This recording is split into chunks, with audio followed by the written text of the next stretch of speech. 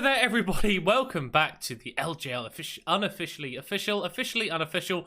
The words go in some order, I assume, Master Swan. But we are back here with Game 2 of Day 5 of the LJL Academy Split. I'm still Middlecott, still joined by Master Swan for what is potentially our spiciest matchup of the entire split, Lexi. Oh, absolutely. This decides who's first and who's second, who gets ultimate side selection throughout all of the playoffs and those finals potentially. And also, which side of the bracket? Are you the upper side or are you the lower side? Are you the top seed of the top, or are you the top seed of the bottom four teams? It's going to be really important. The head-to-head matters. If Crest Gaming Act do it, they defeat V3 Sports, they have the head-to-head, they'll be number one. If V3 win this decisively, if they win this one, they are definitively the best team in Academy. They have that undefeated streak going into playoffs. And we've talked about momentum for Rascal just in that previous match coming into playoffs. This could change everything for both these teams. Yeah, I mean, if CGA are able to pull off the upset here, and it definitely would be an upset because V3, I think, are by far the strongest team in Academy. If CGA can pull something off here, then all of a sudden, our bracket starts to look pretty different as we do get into that playoff stages. We were talking a little bit in the green room about both of these rosters, and I think it's fair to say that there are some players that, well, we've seen play in the LJL already, and a couple more players that maybe could be making the rise up to the main division fairly soon. I think that's a really good point to get us started. Unica, Yujiro, and Kaito have all played already in the main rosters of the LJL for their respective teams. Yujiro obviously way back further for Burning Core more than ever when he had that full split. But absolutely, and not only that, you can see that honestly probably all of these 10 players have a claim to be pushing for main roster spots in the LJL next summer. Like next spring, we could definitely see all these players. I wouldn't even be too surprised. Yeah, I mean, we've already touched on the mid laners and then Unica in the jungle. Obviously. The bot lanes, I think, have impressed us. And considering the LJL's pedigree for great AD carries, I think we might have a couple of future superstars here in Chico and Marble. Yeah, absolutely. These two have just gone above and beyond. The fact is, Chico was a player we knew absolutely nothing about and has blown us away with their performance. Marble was being hinted that they could be very good. Marble is also a player who has rumored when he joined V3 Esports, he talked about wanting to play with Reiner. That's their main roster AD carry. Maybe some spicy alluding to when they joined, but obviously a very solid performance will at least maybe let the bosses at V3 see that. But not only that, there's just so much. Primo, the support player for Crest Gaming Act, guess who he's played in the past?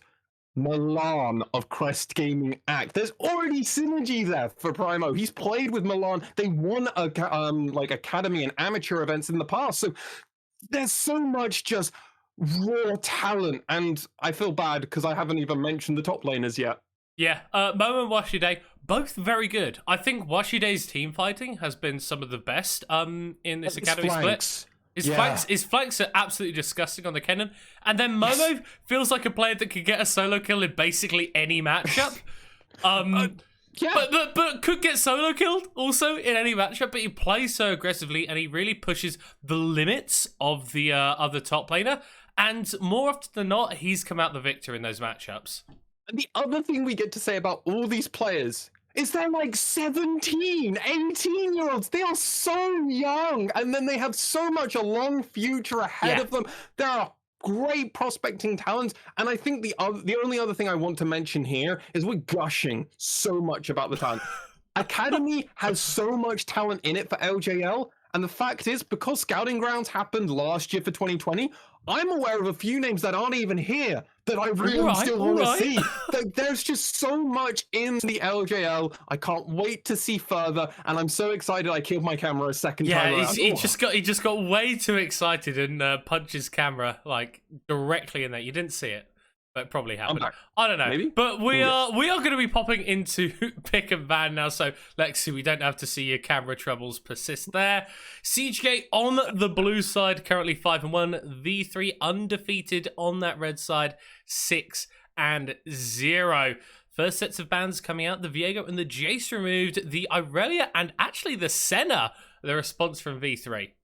I think we're starting to see some scrim prep now. These are the two teams now, obviously, that want to go undefeated, that want to have that perfect record versus one another, get that finals, get #1 seeding, because hey, if this is potentially the finals, having that first side selection is going to be incredibly important. That's why this match is really all to play for than anything else. But obviously, upsets can happen. Anything is possible in playoffs. We'll have to wait and see. It is a best-of-1 environment. Varus and Camille, the last ones. There's a huge amount of champions I'm going to go through here that a lot of these players share. Ezreal, Zoe, Diana, Graves, Lee Sin, Leona, Rel, Na. And these are the ones that we've just seen. Kennen, obviously, is another one. We know everybody here wants to play some of their own spicy picks, but the big important ones that have been taken away is that Irelia, as you mentioned, is that Varus, is that Viego, and is that Camille. Oh, Lee Sin gonna get picked up here for CGA. Finale has been honestly immense on this champion, even though they're a little bit lower in terms of power level when you compare them to stuff like the Xin Zhao or the Trundle. He's consistently been able to find flanks, get some huge kicks off, and really get things going for CGA in the early, mid, and honestly late game as well. So V3 gonna have to respond with something of their own here. Will be the Galio, which does act as a good disengage tool against what the Lee Sin likes to do. But with the Camille off the table, one of those dive combinations is off the board as well. Yeah, it'll be interesting to see what the side of V3 want to pair it with. I do imagine they will be going for a jungle pick right now. And oh, well, we know how important Xin Zhao was in the finals. I'm not surprised that we're seeing it here for V3 either. Yeah, honestly, Xin Zhao just kind of acts like a bit of a wall. Where oh, yeah. Exactly like I was talking about. You can't do anything anything against him. Yeah. As Ezreal is being hovered for the side of Crest Gaming Act. And I love what you set up with Funawi. He's only played 2 champions this whole academy so far, because he's only had 2. He's only played that Lee Sin or the Jarvan. They did get that 1 loss versus Burning Core with the Jarvan, as Lee Sin, this Ezreal is locked in for Chico.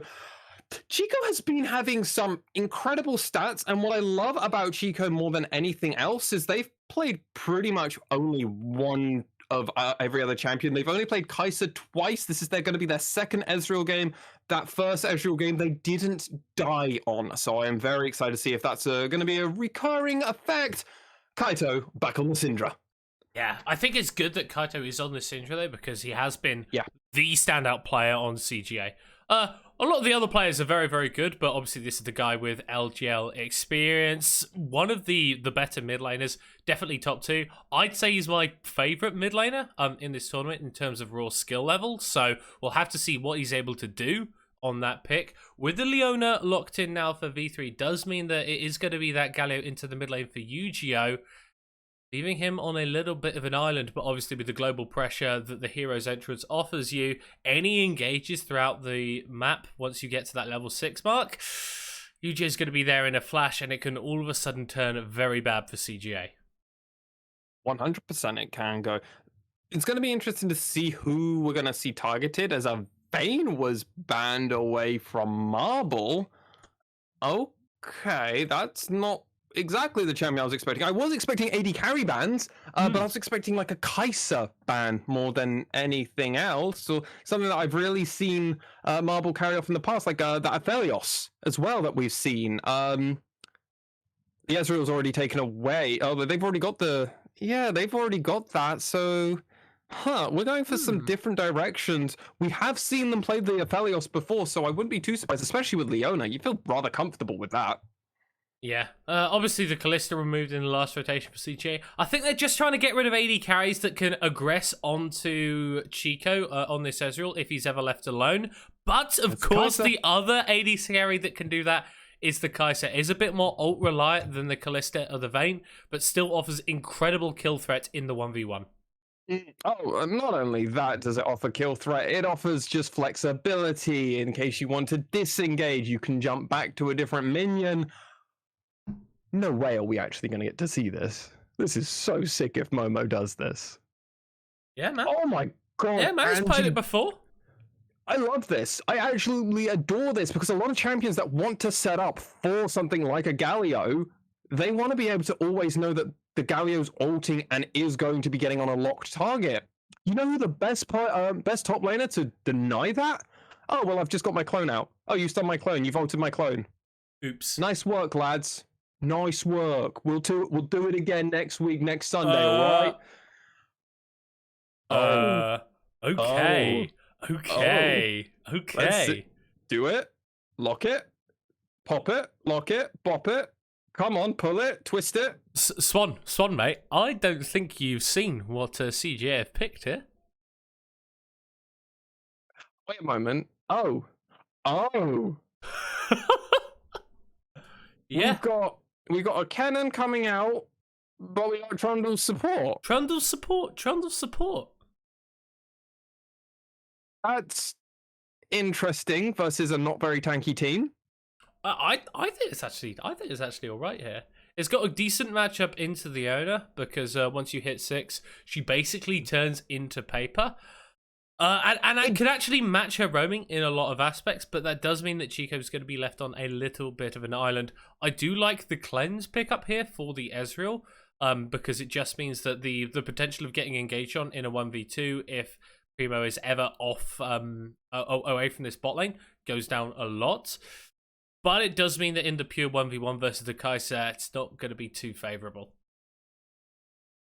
I am very much surprised that we saw that. The Trundle also does dissuade the side of Crest Game of V3 Esports to actually pick up a tank top laner in that scenario, because obviously the Kennen was the last one left. If you're suddenly looking at it and go, oh, they've got a Trundle. If I go for anything particularly tanky, it doesn't really work out beneficial for me. So that potentially might have actually forced them in, well, Washi Day to play the Kennen, which they played so well in the past, and it's honestly one of the only champions I'd really want them to play in a few circumstances. It's great also for setting up for a Galio. If you can get a beautiful, you know the scenario, Hatel lands a 2 to 3 man solar flare, Washi Day does the ultimate, then Yu-Gi-Oh comes in, and it's just chaos for the side of Crest Gaming Act. Whereas V3 Esports, well, they're singing all the way to the bank.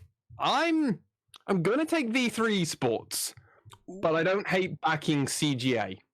See, if you take the nameplates off, I would be pretty CGA favored here.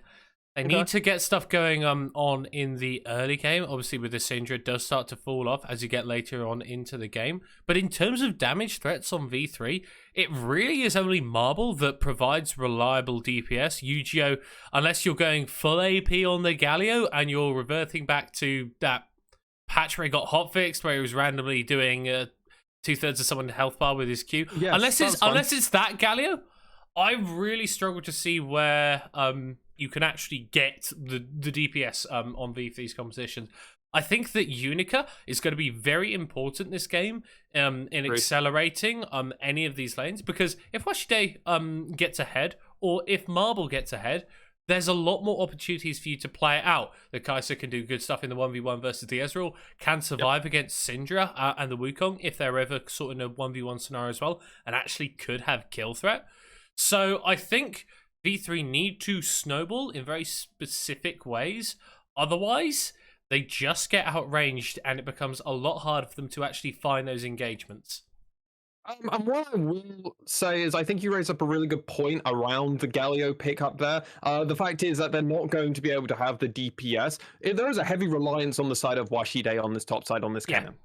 There is, because there's no concern about the AD threat. They've got a Kai'Sa, they've got a Xin Zhao, but like mid to late game, they're going to be fine. They're going to be fine. We're going to see a Wit's End coming out, obviously, for this Kai'Sa, so it is going. They're going to have a little bit of that AP damage. The Kai'Sa always just has that off damage, but it's not something you ever itemize for effectively.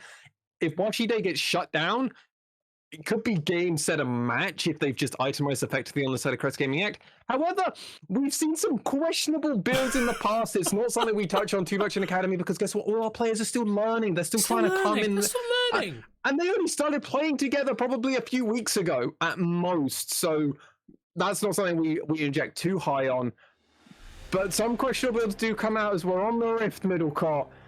Who are you taking? Who are you backing? Are you going for CGA? Are you going for your boys? Oh, I feel The eternal curse of being a CGA fan is that you must back them in every scenario, no matter how bleak it may seem. And now, whilst I don't think this is a particularly bleak matchup for them, there's definitely areas that they can play around. V3 have consistently shown that they are one of the best team fighting teams, but their macro game is also incredible. I recall casting them with Melvin Izzle a few days ago, and they just got complete information on the enemy jungler. I think it was a Burning Core game. For the first 7 minutes, myself and Callum were just going, oh my god, this vision is actually very good. He was really enjoying that. I was less so, but I humoured him because I'm a nice guy. Sure. As we are seeing opposite jungle starts here, Washide getting traded on by Momo, but is able to lightning rush away and get a little bit of an auto-attack trade in return. Yeah, and as we can see, we've got the runes and masteries coming out for all these players. Obviously, very standard. Summoner Ari for the cannon, Predator over for Yu-Gi-Oh! Now, that's not always common, but it allows them to have a lot of pressure. It's like, whoa, only level 1. Yeah, Hettel going just very far forward. With that Aftershock, can tank up a little bit more. CJ knew that was coming, so it did, yeah. Not taken by surprise, but maybe a little more damage than they anticipated. You see, Unica has actually been spotted out by CGA, so they'll know that the Xin Zhao is doing that crud skip and pathing towards bot side. Blitzcrank bot heavily in favor of the V3 composition, though. I have just realized where Yu-Gi-Oh! Going Predator does signify that they aren't going to be going tanky, that this will be an AP heavy focused Galio, as opposed to something like more like the Aftershock version of Galio, where you kind of go, oh, okay, well, this is going to be an off-tank kind of, he's going to build. Usually it's probably going straight AP with this Galio, so they might not have to worry too much about damage profiles. If anything, I might be more worried for V3 thinking about it with this direction, that they might not have much of a front line if Hettel isn't always there. Yeah, Hettel is going forward, though, onto Primos. That's a fair chunk of the Trundle's health bar. Will be able to heal that up a little bit with the King's Tribute passive. One of the reasons why Trundle is so good in that support role. You don't need to kill the minions, you just need to be near them. We did see Blitzcrank bot with the graph there going heavily in favor of V3, apart from at 7 minutes for CGA, where apparently they've got a pretty good chance of winning the game. So if they're able to get something burst open at that point, then looks a little bit better for them. But as far as the numbers go, apparently it's all V3. I'm trying to think. I'm guessing that's Rift Herald set up. I'm guessing it really looks good for CGA, and I imagine potentially with levels, if that's coming in with Lee Sin Ultimate, Wukong Ultimate, maybe it's all the solo laners getting their ultimates before the bot lane does. Oh god! Hettel diving onto Primo, drops the Ignite as well. Won't be getting anywhere near taking down the Trundle, but like we see, V3 continually pressurizing in this matchup. Feeling pretty good about themselves as Hettel goes forward again. That's a good arcane shift out by Chico, as the Leona is low on mana and only 40% HP. So got to be a little bit careful now if you are the V3 bot lane. Finawi spotted out on this ward in the mid side, and Yu-Gi-Oh! With that information will just back away. Something I want to just kind of mention here, Doran's Blade versus Longsword. Marble just going all in for the economy. Now we may get caught here by Unica. The wind becomes lightning. Doesn't quite connect onto the Lee Sin. Do it. He wanted you don't take that one. I don't think you take that one. I love that Unica walked forward like he was trying to do it. No? Alright, fine then. Yeah, no, that's one thing. Serrated Dirk now coming out. We are going to get a very early collector, most likely, for this Kaiser for Marble, as well as also Kraken Slayer. So Marble going for all the early item spikes that they can get, whereas Chico decided to go for the standard Doran's Blade as Funari is bringing it onto Washide. Dashes forward onto Washide. That's the flash from Momo. Bonks him on the head to pick up first blood. Monkey bonk. Monkey as bonk. I've come to learn from EU Masters. That's the monkey bonk. Even with that first blood. Even with that first blood, it's kind of like, okay, you got onto Washide. He was kind of the player that we were both a bit more worried about. The thing is, he's actually got a CS lead in a spot where I was never expecting him to get this. How did they do this? He just goes through the brush. The wards just doesn't cover it there. It's not quite far up. Look at this Q ward hop though from Funawi. This is Yeah, very, this is very huge. nice stuff. Oh, that's so clean. Yeah, and gets the extra jump. If they had done it, if they had held, they probably couldn't hold it for any longer because the cooldown was going to be coming off. So they knew they were gonna that Washide could flash away. But still, they get the monkey bonk. They trade top laners flash for flash. Washide's had to teleport back, and Momo hasn't used that yet. So depending on how this situation goes, Washide has also just gone 6th. Like he's really not lost out on any experience, as V3 Esports were able to at least secure the dragon, and there's only like a 4k gold lead for the side of CJ. It's negligible at this point, and it's probably rather evenly shared across all its members. Yeah. Obviously, Momo is going to have a little bit more gold than some, but no real leads emerging across the map for any of these lanes, which I think is something that we maybe expected. Whilst V3 have had a very strong macro and their players are very good, CJ can stand up to them in the laning phase. It's just about whether they're able to do the same sort of thing once we get to that mid game and shot calling and positioning your team members on certain waves and looking for flanks for team fights, setting up vision starts to become a little bit more difficult, a little bit more opaque. Maybe that's where we see V3 really start to push the tempo. They've done that in the past, and I think you're absolutely spot on, Middlecott. There is a lot for the side of V3 Sports to look to want to keep pushing. Hatel just keeps going for these picks whenever they can land a Zenith Blade. Just like fearless, I think is the term I would use. Yeah. But like, this is what we were talking about. Chico Arcane shifting back away from that, like having the reaction speed to do that, maybe something that we don't see one of the lower tier AD carries in this tournament do, as Primo is popping up the ice pillar, looking to get aggressive plays onto Hetel. Will just be an auto attack to proc that Essence Flux. And as it stands, neither team has really got themselves to a massive advantage as of yet. Though CJ might be looking to change that in the bot lane. Funawi is definitely playing up pretty high. I'm just waiting for the observers to select one of these two bot laners to try and figure out. As Marble does get 6. Yeah, it does have 6. Teleports starting to come through from both sides. Here comes Yu-Gi-Oh, but the dive into the back line is completely shut down. The interruption on the Justice Punch as well, as he bunked into a wall, forces Yu-Gi-Oh to flash away. And Crest Gaming Act Academy get their second kill and get a couple of summoner spells in trade as well. Yeah, and they need to find one other thing. They need to try and find something else, whether it's taking away farm from the side of V3 Esports, whether it's a collapse, maybe it's another kill, maybe it's just 1 or 2 turret plays. Any of these things are great, because at this moment in time, Unico is actually doing the Rift Herald right this moment in time. And because it's first Rift Herald, it's the Rift Herald I've been telling everybody in Academy, this is the one you play for. You don't play for this. I think we may have experiences a bigger drop, and everything else. What's up, Middlecott? I think we may have lost your voice for a moment, so we weren't able to. I'm sure it was a very intelligent point. You don't need to say it again. Always is. Oh well, no. We're coming into this replay, and we've got to talk about the numbers advantage. And the fact is that V3 Esports didn't. But they weren't aware that there was a disadvantage as Hatel went so deep before they even had the vision. The Lee Sin came in. That interrupt was actually very clean, wasn't it? Jeez, I didn't realize that when you said it. Oh, Momo's been caught out here. There goes the Slicing Maelstrom. Cyclone's still available, though. The flash draw from Unica chasing after Momo as Wachide will be falling. The second Cyclone is used. Just an execute, though, for the cannon as Kaito's made his way into the area. Unica doesn't have flash, doesn't have a hope in hell. Funawi will pick up the response kill, and Yuji has to run with his tail between his legs to clear out this top wave.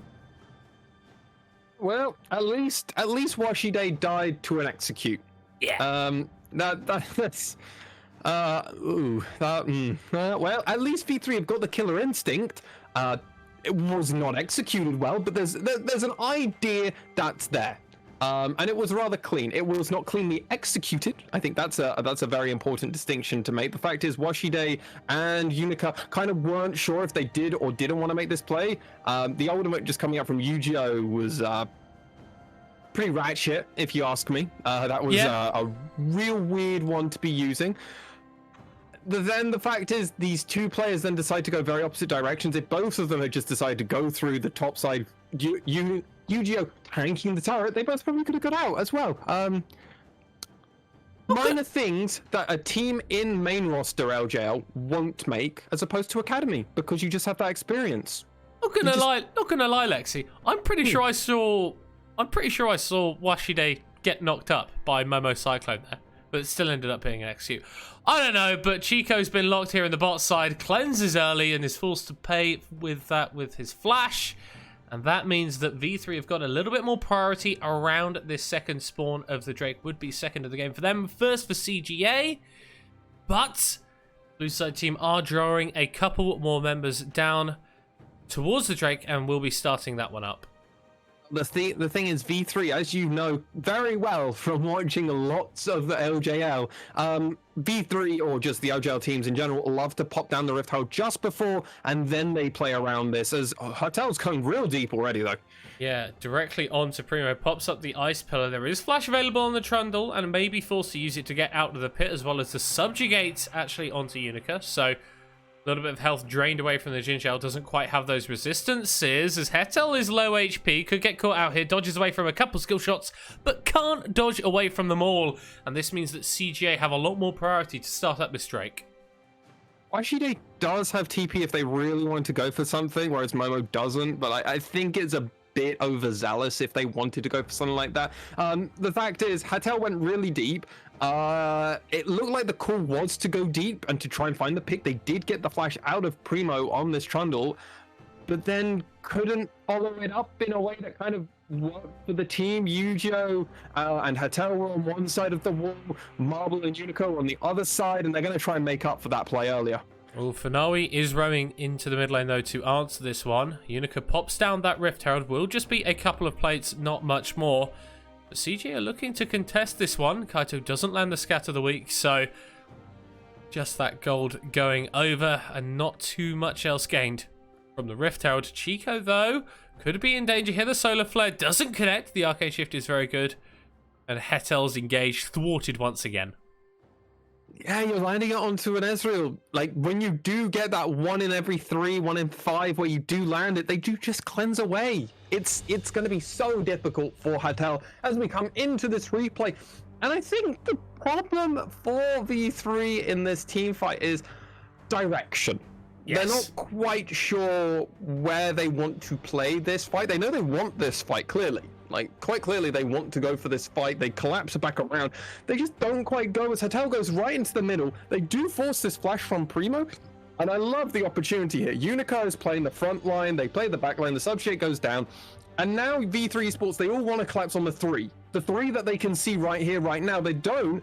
And the problem is they get divided very quickly. Hetel is just kind of thrown away as a proverbial lamb, even though they had the numbers advantage. V3 Esports kind of just making some more questionable calls, and I would argue the decisiveness coming out of Crest Gaming Act is definitely giving them mild advantages in a lot of these exchanges. I mean, shout out to Fanawi, 3-0-1 on the Lee Sin, undefeated as of yet on this pick, looking to add another W to the column, and has sort of shut down what Unico wants to do. Obviously, the Jinjal is traditionally seen as this very strong pick in the early game. Hasn't been able to get stuff going for V3 as of yet. Second Herald is spawning in 20 seconds time. CJ's bot lane pushes in a wave and is looking to roam towards mid lane as well. So, good map movement from the blue side team, looking to pick up that objective. Yeah, and another thing I want to call out is not only is Fanawi having a great game, Hetel is going very deep and has been playing aggressive on this Leona from level 1. I'm not quite sure if it's kind of Hetel is at fault, or maybe the shot calls aren't being quite followed up, but they're going on an absolute journey here. What is going on? What the... Okay, so they are going to be finding themselves onto Primo. The Solar Flare stun doesn't connect, but Marble's damage does. Okay, V3 Esports coming back with a kill onto their AD carry. But CGA trading this for Rift Herald in the top lane. Yeah, Rift Herald number 2, more than okay. Now it's important for the side of V3 Esports. If they're going to do this, they need to try and get some objective control. They need to try and get some jungle control. And that's exactly what they're doing. Washide is going to be the weak side king. Are you going to be okay, buddy? Yu-Gi-Oh is actually here. The ultimate coming straight out, slicing Menstrom. Oh, not quite regicide onto the weak side King as he's finally monkey bot down, but Momo will fall as well. It's a disaster for CGA in the top lane as they lose 2 for 1. Funawi lands the Sonic Wave, but doesn't want to continue with the Resonating Strike. Will be forced to back with that enhanced recall from the Herald. But with the tower falling on the bot lane in favor of V3, I think that's the first real mistake that we've seen CGA make. I absolutely agree with you. That didn't look like it could ever work out for V3 Sports in that top side, but the fact is they comboed so much. Yu-Gi-Oh's urgency to come around and help his top laner, because he knew the moment that that play was being made and the moment that the Rift Herald went down, it was like, well,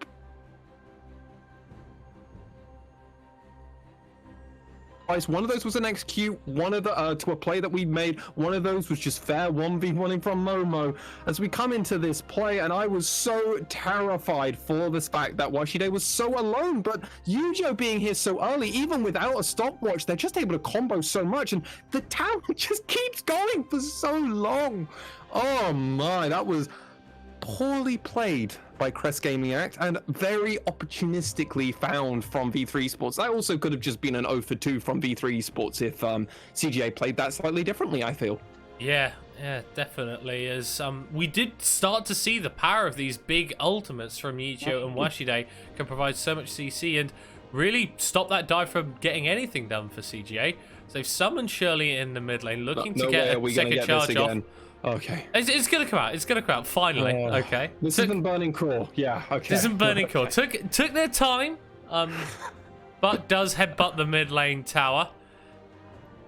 DJ yet to actually take a tower of their own as V3 have fought back to reclaim the gold lead at 1,000 in their advantage. With Ocean Drake on the Rift, they could look to fight again for this one. Hatel flashes forward, doesn't connect with the Solar Flare as Funawi is forced to flash to themselves. A couple of big cooldowns burnt on important members for both of these teams.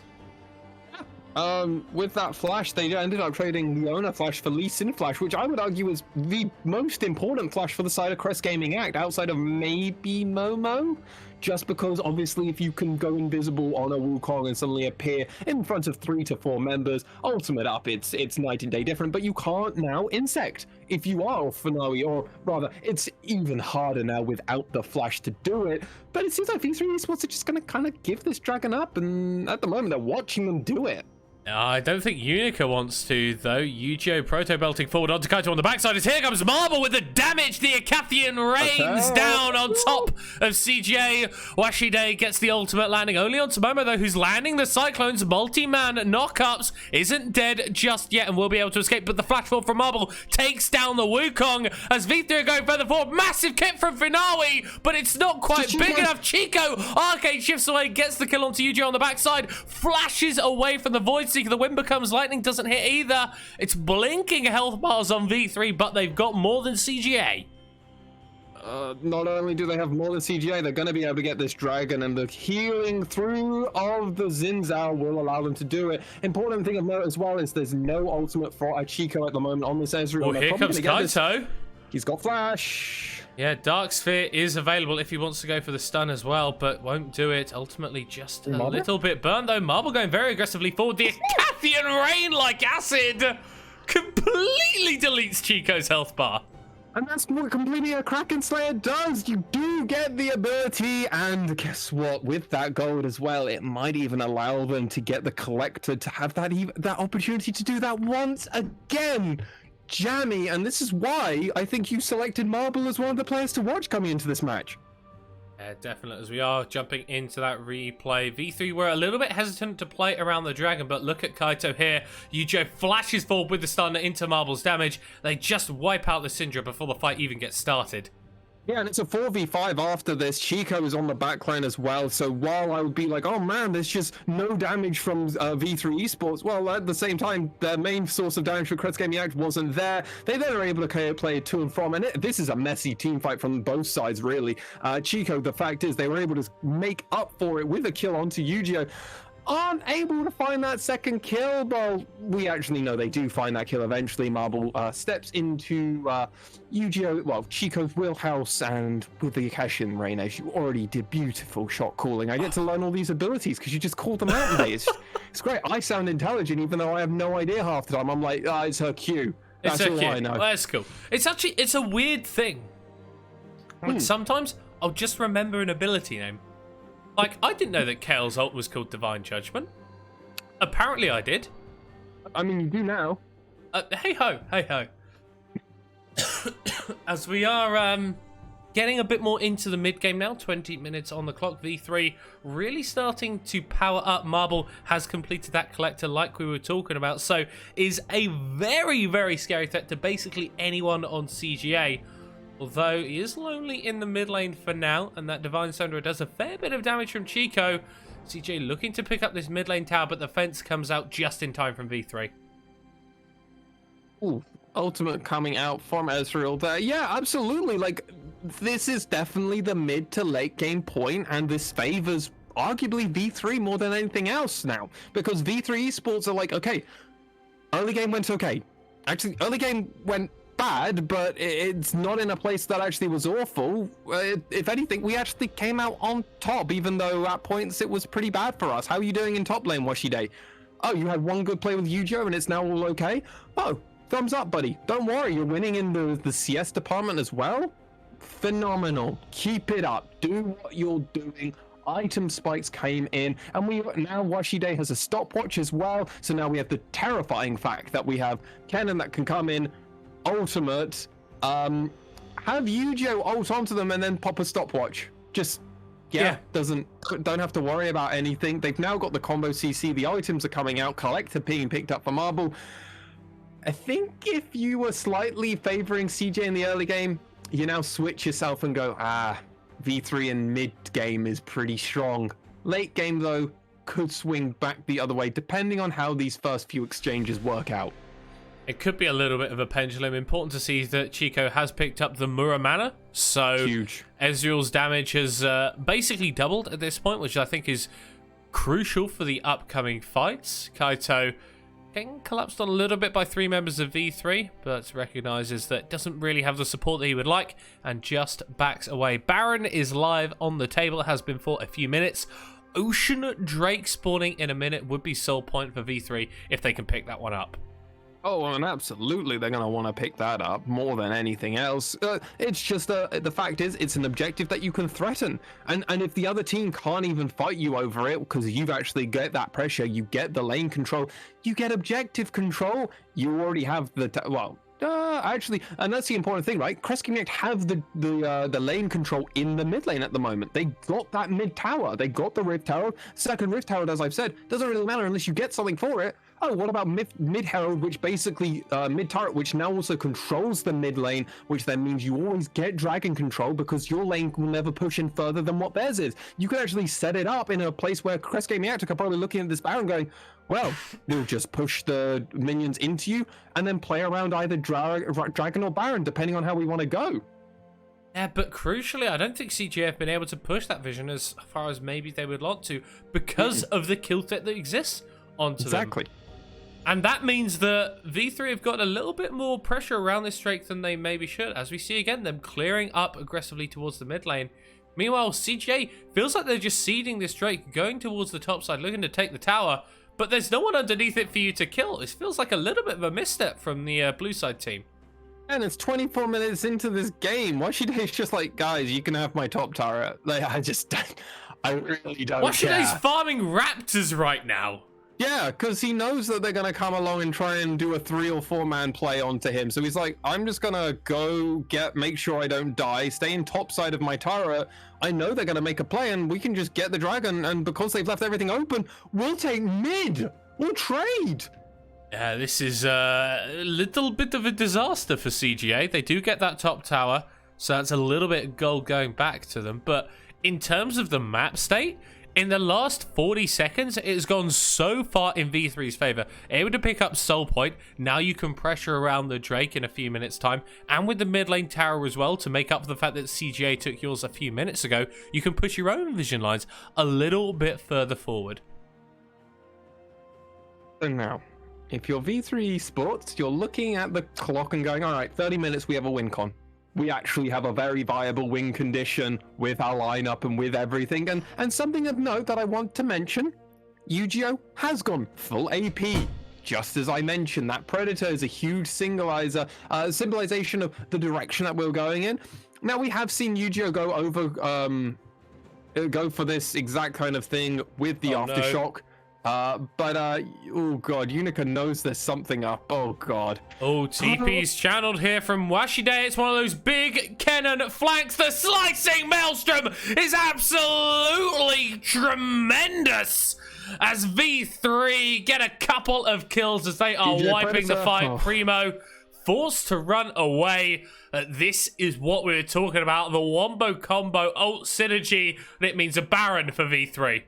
Yeah, and the side of Momo just has to watch in terror as all their members fell for Crest Gaming Act. They get this Baron, and there was a reason that we were slightly favoring V3 Esports, even when it was going Crest Gaming Act's direction. In the early game, we were worried Crest Gaming Act tried to do the exact same thing. The problem is Unica was just like, this feels a bit sketchy, lads. They find that deep TP from Washide, and it's exactly as I called it. They immediately ultimate, they go into stopwatch, and then Yu-Gi-Oh! Comes in over the top. That ultimate from Yu-Gi-Oh! Prevents the side of Crest Gaming Act from coming in and actually escaping how they want to. Empowered backs, so it's going to be pretty easy for Yu-Gi-Oh! Well, first Washide to escape with Unica as well, and then guess what? This is all now. Yeah, forced to flash Protobelt away. You called it very early. I don't think it was quite as cut and dry as you suggested, but it was always that. I knew he had flash. Well, Yu-Gi-Oh! Knew he had flash as well. Doesn't anymore, unfortunately. No. But you'll take that in trade for the round. I'm not sure quite how that play came out, as we did pop out of the replay, but as it stands, and also Momo used their flash as well. It's actually a net advantage for V3 Sports, and so how I'm going to call this now, because Momo used their TP. Actually, Yu-Gi-Oh! Is just 10 heading this, not even 5 head, 10 head. 10 head. That's too much. I'm not going to say the line. No. V3 Sports are knocking on the door of Crest Gaming Act, and they've just gone through the front door. They've got a turret already. Yeah, Finawi might be looking for Hetal, although Hetal might be looking for Finawi. The kickback onto Leona, but that's not the priority target. And Finawi just drops immediately. Yes, Hetal goes down, but you're trading a jungler for a support, and that means Unica can do stuff like this. Does go into the Zonias, will be able to survive a little longer. Pops the Crescent Guard as well as the Inhib Tower falls.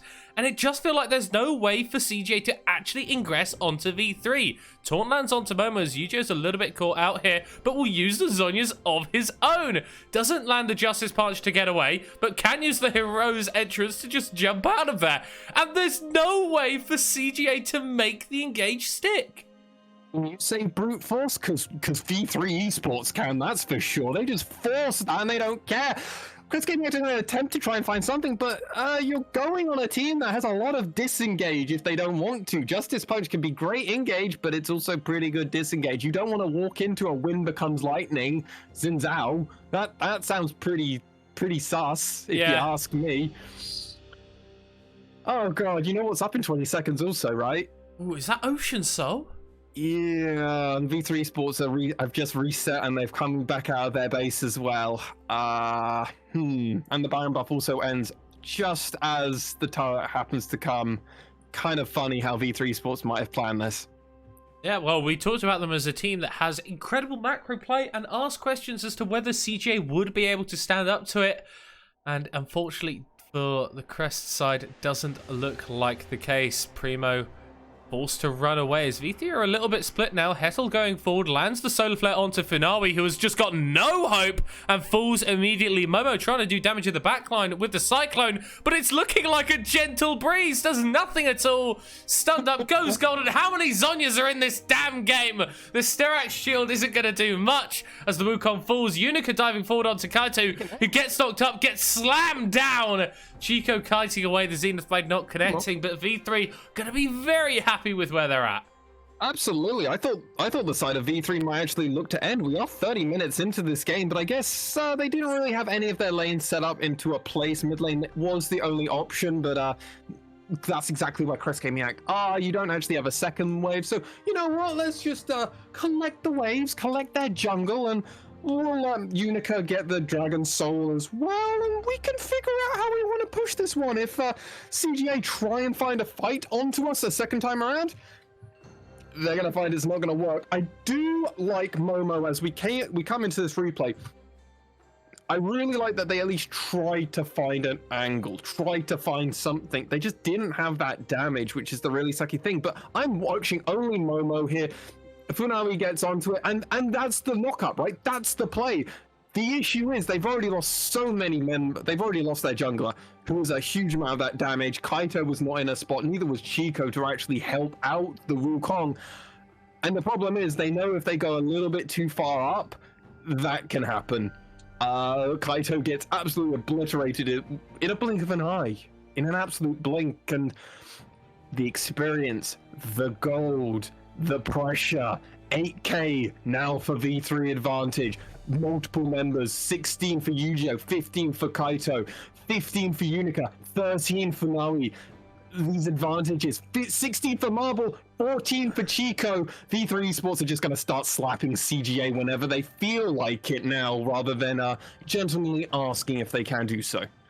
Marble is absolutely immense. 4 items on the Kai'Sa, 6, 0, and 4. Hasn't died versus a Syndra, Wukong, and a Lee Sin. Yes, the engagements from CGA haven't quite been where they needed to be, but we talked about Marble being this huge carry player, potentially LJL ready almost, and they are making an argument for their inclusion in the 2022 split right here and now.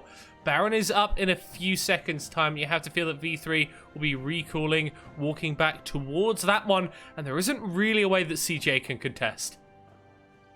Not currently at this moment in time, and I want to just see how the side of CGA are going to find something. They found Washi Day, maybe.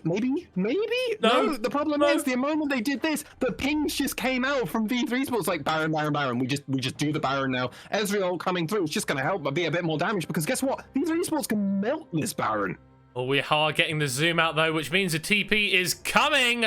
It's going to be Momo going onto the side, but it's a little bit too late. Funawi gets a good kick. Hatter has fallen down. The fight is going in favor of CGA, but the Lee Sin drops. Marble is exhausted, can't deal the damage he wants to. As Unica dives forward, Marble dives forward, and CGA diving right down to the bottom of the deep. Falling down, Marble grabbing more kills. Momo cycloning on the backside, but he's just spinning, definitely not winning. As the Sterak shield is popped, forced to flashback. Washade will continue to chase him down. Won't even bother as the mid lane is open. There's only 2 members alive on CGA, and V3 are looking for the end. 20, 15 seconds now on Funawi. Yu-Gi-Oh waiting it out. He's probably going to pop it just to extend that back. He did exactly just that. And now I have to imagine the side of V3 Esports, they're going to try and find a collapse somewhere because they need to get something out of them not getting the Baron. Yeah, I think they might just kill Momo. Doesn't really have anywhere that he can go. So Momo is saying... Oh no? Oh no. You waited for that guy. Okay, fair enough. All right. So V3 Sports are now playing with their food with an 11k gold lead. I was going to not say that, but the fact is now that they are so far ahead, they are now playing with their food. V3 Sports, when are you with your wallets at this point? Yeah. They want the Baron. They want the Baron. They want the Baron. They really want Baron. Okay, I think they're going to get Baron. Yeah. There we are. Yeah. Oh, nice. Second attempt. Good swipe from Unica. 285 HP. Yeah. Little bit low.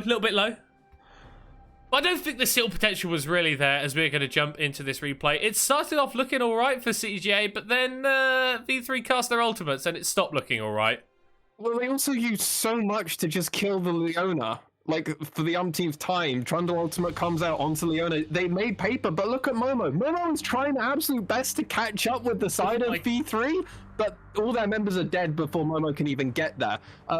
So Momo is actually finding these flanks, which normally worked for Crest Gaming Act, remember, in their previous games.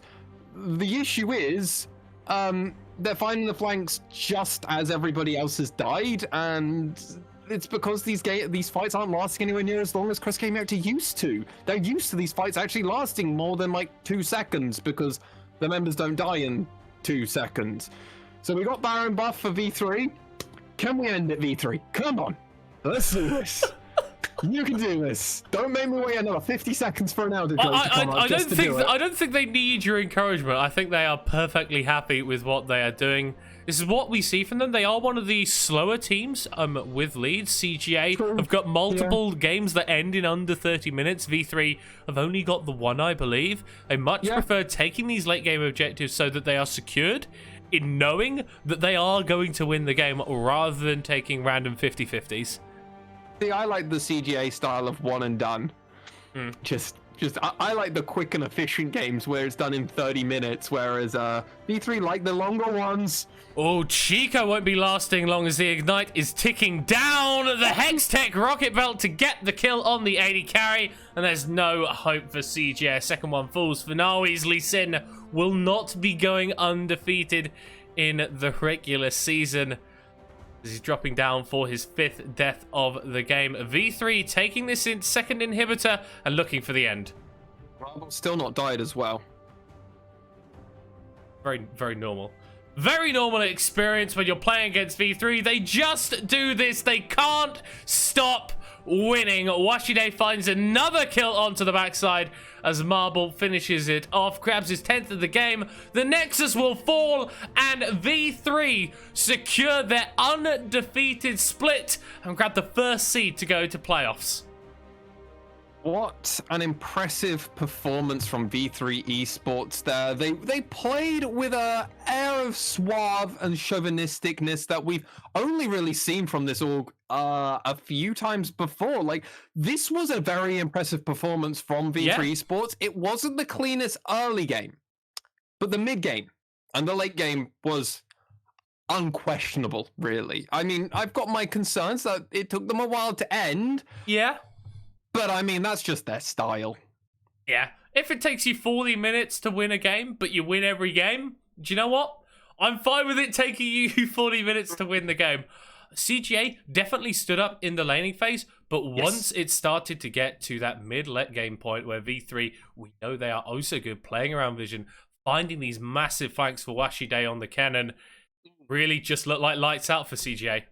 And that's the player I want to actually highlight, because I think that top lane play where Washide was left alone and Yuja rotated around, and that was the moment I was like, we've now well and truly transitioned, and this is V3's domain. CGA, I like the idea, and we at least see the opportunity, like the thought process is going through their mind. Like, they're not just going, we don't know what to do in these spots. Like, no, they're seeking objectives. They're playing around the map. Just V3 are a step ahead. For now. We've still got all the playoffs, and they could easily make it through the bracket, be the number 2 seed, and we could get a rematch of a best of 5 in the finals. I would like that. I would like that. I would like to see that. Indeed. Obviously, though, for CGA going down, I think they're locked as our 2nd seed now. I'd have to double check what's going on. It depends if Hawk. They've got the head-to-head versus Hawks. Then they're all locked. They are locked in 2nd. Okay, so we've got our 1-2 now. And I think it's fair to talk about these teams as our top 2.